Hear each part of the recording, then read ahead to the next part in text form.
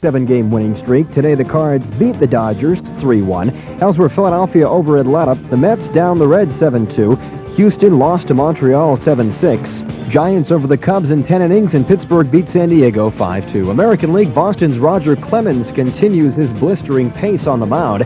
After setting a Major League record Tuesday, Clemens sat down 10 Oakland batters today in the Red Sox 4-1 victory. Rangers beat the Yankees 4-3. Tigers over the Twins 4-1. Toronto edged Seattle 3-2. In 10 innings, Cleveland beat Chicago 6-4. Milwaukee over California 5-3. And Kansas City bombed Baltimore. Jody Davis out at the plate. They did salvage something out of this inning, though. Sean Dunston followed up with a double down into the corner and left. Chris Spires scored, no problem.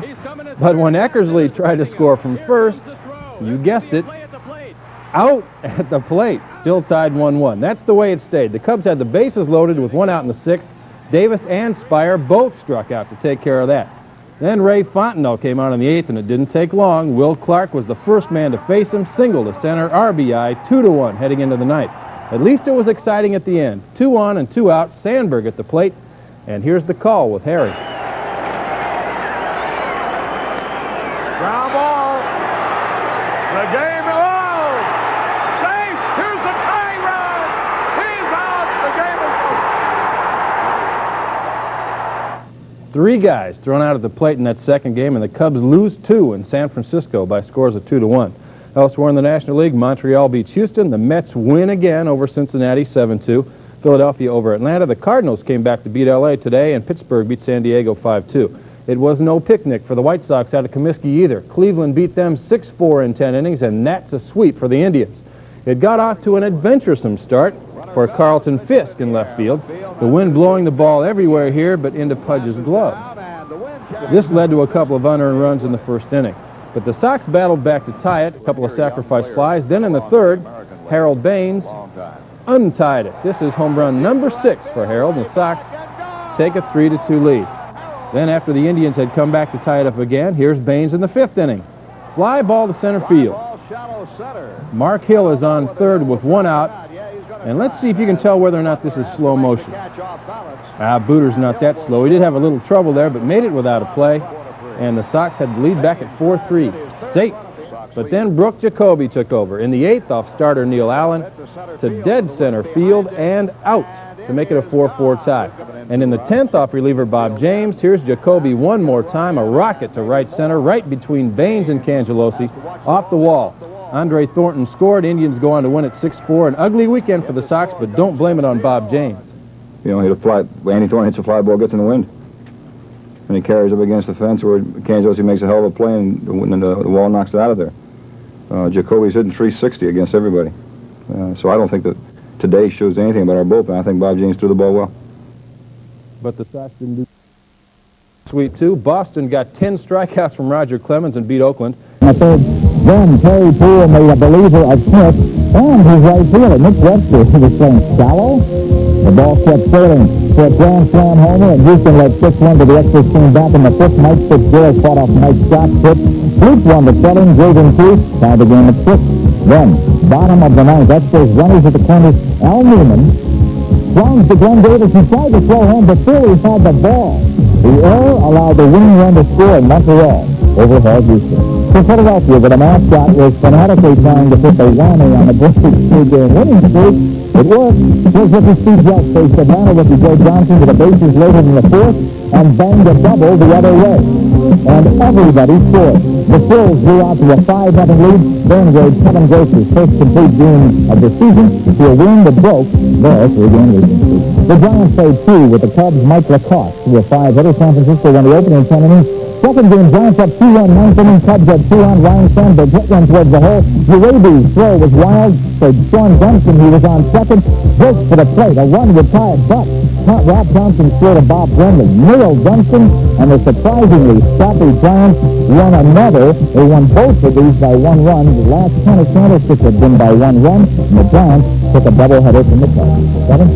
All right, Nick, in the American League, break up the Indians in first place. 11 percentage points ahead of the Yankees, thanks to Vic Jacoby's 10th inning double against the White Sox. The 6-4 win was Cleveland's 7th straight. In Kansas City, Dennis Leonard continues to come back with his 3rd win. Kirby Puckett did not hit the first pitch of the game out of the park today, but his hitting streak was stopped at 16 in the Twins' 41 loss to Detroit. And Roger Clemens on was only half as good today. 10 strikeouts instead of 20. Let's go to Fenway. First inning, Marty Ballard up bottom.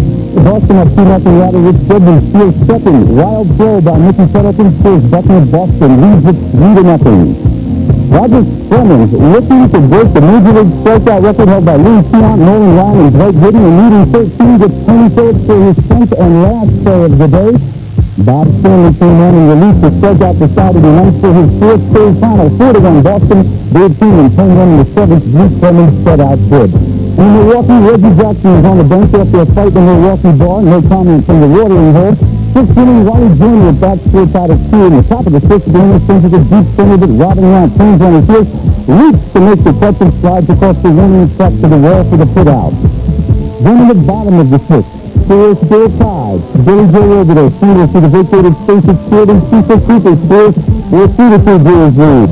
1 out later, Rob Deere smacks one to left. Brian Downey stumbles going to the ball, allowing both John and over there to score for a 5-2 Milwaukee lead. They go on to post the win. The final 5-3 Brewers.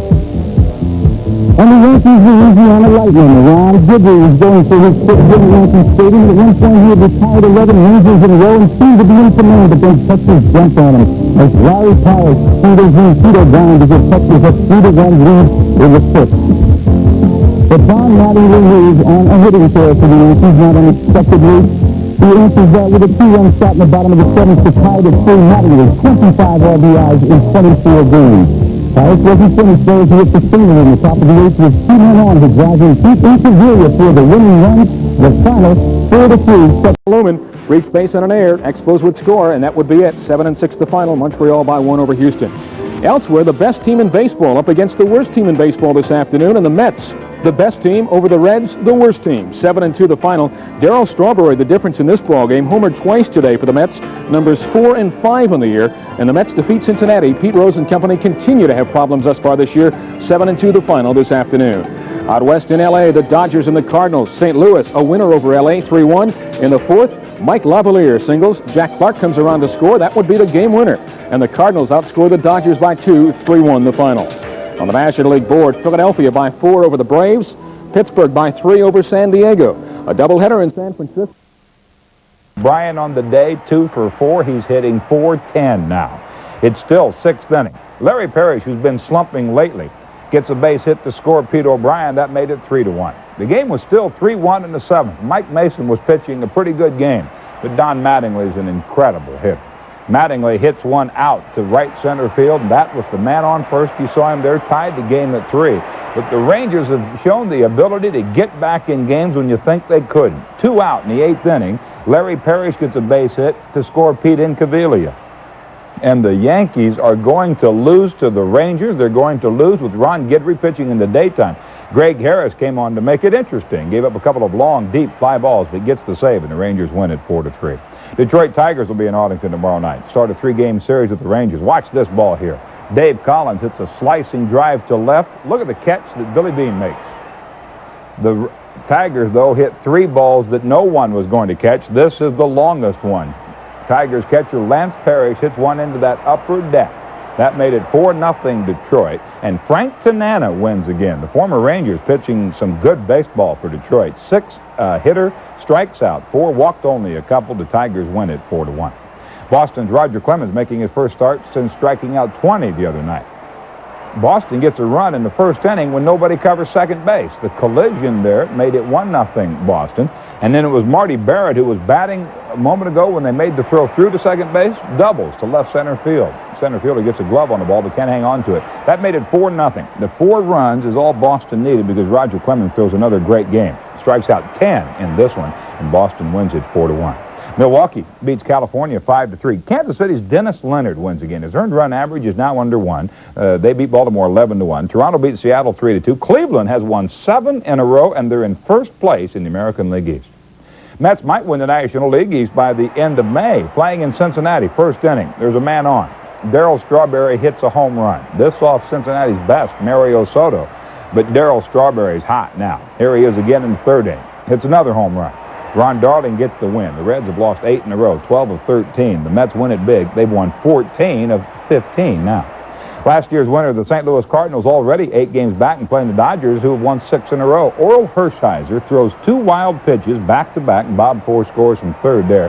That made it 1-0 then. Take it into the 4th inning, Mike Levalier's base hit. One of only 5 that the Cardinals would get in this game, but they got him at the right times. That made it 2-0.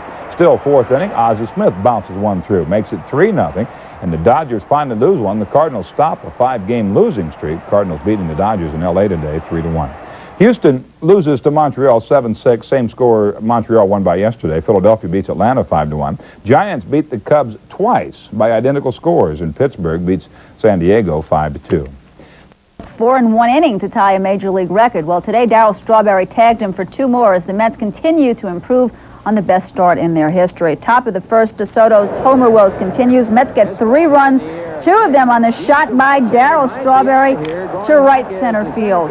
And then the top of the third, it was Strawberry up once again. This time he buries a Soto pitch into the stands again in right center field. His 5th of the year, and the Mets lead 4-0. Mario Soto is asking himself, what is going on here? Bottom of the 7th, 6-1 Mets. Ron Darling taken out after walking a couple of batters. Dave Parker then singles off reliever Randy Neiman, driving in Eddie Milner, and the Mets lead is 6-2 after 7. New York with some bad news on the day on this Keith Hernandez base hit in the 9th. Wally Backman strains his left hamstring rounding third. He couldn't come in and score. Worse than that, he had to leave the game as well as he hobbled off. Reds bullpen fared worse than the Mets did. With 2 outs and the bases loaded, Ted Power walks Ray Knight, forcing home Tim Tuffle, and the Mets win it the final 7-2. Ron Darling getting the victory. They have won 14 of 15, sweeping the Reds. Cincinnati, by the way, 10 straight losses at Riverfront. That is their worst stretch at home in 27 years. In San Diego today, the Padres took a 1-run lead into the 8th inning against the Pittsburgh Pirates, but the Bucks had the Pods number this weekend in San Diego, rallying to complete a 3-game sweep. Highlights for you: Pat Clements on the mound in relief of starter Rick Rhoden. Terry Kennedy takes one the opposite way as Tony Gwynn tries to come in to score from second base. R.J. Reynolds with the throw to the plate. This is off the mark, and it's 2-2 after 8. Top of the 9th now, Craig Lefferts comes on in relief of Tim Stoddard. Jim Morrison goes the opposite way as well. Tony Gwynn going back, leaps and can't pull it down. The homer for Morrison, and the Pirates lead 3-2. Still top of the 9th, and Lance McCullers comes on in relief of Lefferts. Joe Orsolak golfs one into center field. Sammy Khalifa scores, and Lee Mazzilli able to come in as well. And Padres manager Steve Boros looking on as his team loses once again to the Pirates. The final was 5-2. Jim Wynn getting the victory, his first of the season, and Craig Lefferts takes the loss. He drops to 3-1. Chris? 2-1. That was the magic margin today at Candlestick as the San Francisco Giants took a pair today from the Chicago Cubs. The 4-game series saw 4 one-run games. Great for the fans, rough for managers' stomachs. Here we go, game 1. Top of the 4th, the Giants leading 1-0 until Ryne Sandberg unloads with this homer. Here they come out of the stands. Oh, but they never get it. We're tied at 1. We're still tied at 1, bottom of the 9th. 2 on, 2 out for the Giants. Rick Sutcliffe pitching to Robbie Thompson. Strikes him out. Sutcliffe 9 Ks on the day. We go to the 10th. Cubs have their chance in the 10th. Jerry Mumphrey is on first with 1 out. Against Mike Izod Lacasse. Popped up bunt by Dernier. Will Clark makes the very pretty catch to get Lacasse out of the jam. Bottom of the 10th. Jose Uribe is walked with 1 out. Mike Woodward the bunt. Ron Say. What do you say? No, too late. Everybody's safe. After Clark walks to load the bases, Chris Brown is up. With Uribe leading off third with the leading run, with the winning run, I should say. Brown, fly ball, not too deep center. Dernier battles the sun, makes the catch, throws it home. Here comes Uribe. The throw is into San Leandro, and the Giants win it by a score of 2-1 in 10 innings. Game 1 goes to Mike Lacasse, a guy who has just pitched great. A 5-hitter today. Rick Sutcliffe did not give up a hit in that 10th inning, but he takes the loss. He went 10 innings with a 4-hitter and the 9 strikeouts. Second game in front of 32,000 at Candlestick. Giants won in regulation 2-1 on a single by the natural, Will Clark, in the bottom of the 8th inning. Roger Mason, another guy to pay attention to this year on the mound.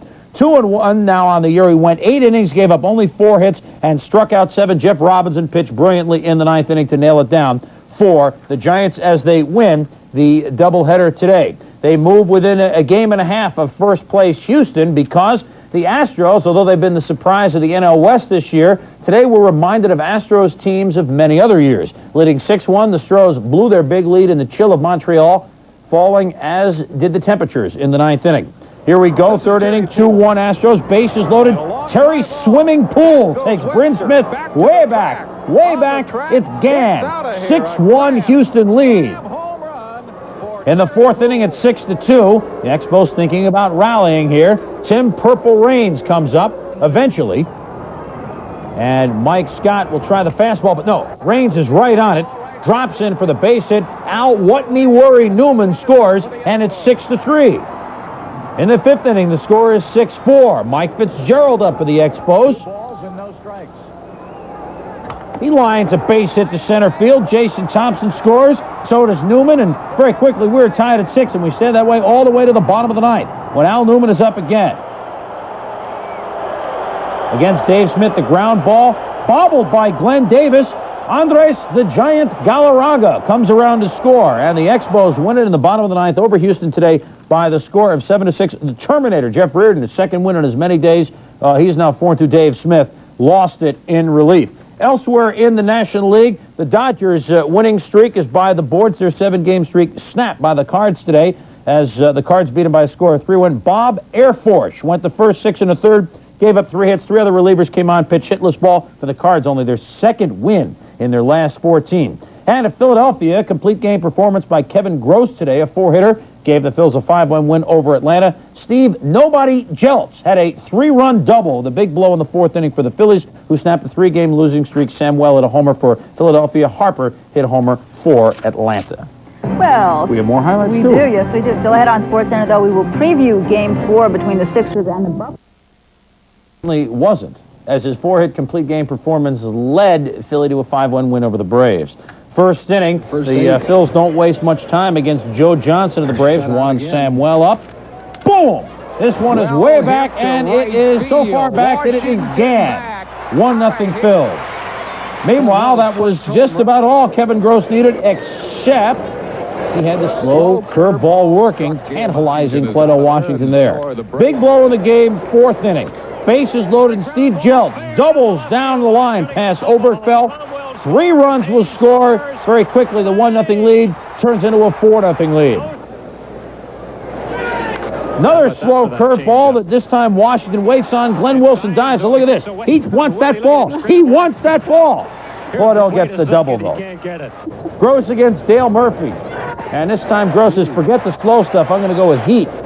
Phillies dugouts is nice going, Kevin. The only mistake he made was right here. Boom. Another curveball. That one didn't get the job done. Terry Harper did with the solo homer, but the Phils still lead at 5-1. And the way Gross is pitching with his 4-hitter, he wasn't about to lose on this day. Here he comes back against Harper, makes the play himself. Complete game for Kevin Gross as the Phillies snap their short 3-game losing streak, beating the Braves today at the Bet by a score of 5-1. At Dodger Stadium, after a slow start, the Dodgers had ripped off 7 straight wins. They were looking for the sweep today against the struggling St. Louis Cards, who had only 1 victory in their last 13 games. Top of the third, no-score starter versus starter Bob Forsch slashes a double down the left field line off of Oral Hershiser. Later in the inning, Hershiser loads the bases facing Tommy Herr, and the pitch from Hershiser is low and in the dirt. It gets by Mike Scioscia. Forsch comes in to score, and the Cards lead 1-0. Top of the fourth now, Mike Laviere at bat, 2 on. He rips one into right field. That brings in Jack Clark. 2-0 Cards as Clint Hurdle goes to third. Next batter, next pitch, Ozzie Smith bounces it into right field. That brings in Hurdle. It's 3-0. Tommy Lasorda's Giants couldn't get it going against Forsch today. He fans Mariano Duncan for his 5th K. He sits down 12 in a row at one point in the game, and the Cards go on to beat the Dodgers by the score of 3-1. Forsch getting the victory. He is now 2-1 on the season. Hershiser taking the loss, and Todd Worrell getting to save his 4th of the year. Having already pocketed game 1 of their Candlestick double dip against the Cubs 2-1 in 10 innings, the Giants came back for an encore. And they gave the scoreboard man the rest of the afternoon off by winning the nightcap by the same margin. Just left 2-1 up there. Bottom of the first inning, Chris Brown follows a Will Clark triple with a base hit to right. Clark scores 1-0 Giants. Cubs have many opportunities to score. Top of the 5th, Dennis Eckersley at the plate. thinking squeeze, but Roger Mason pounces on the ball, throws home. Brenly tags out Jody Davis-Eyes. But the Cubs do even it up later in the 5th inning.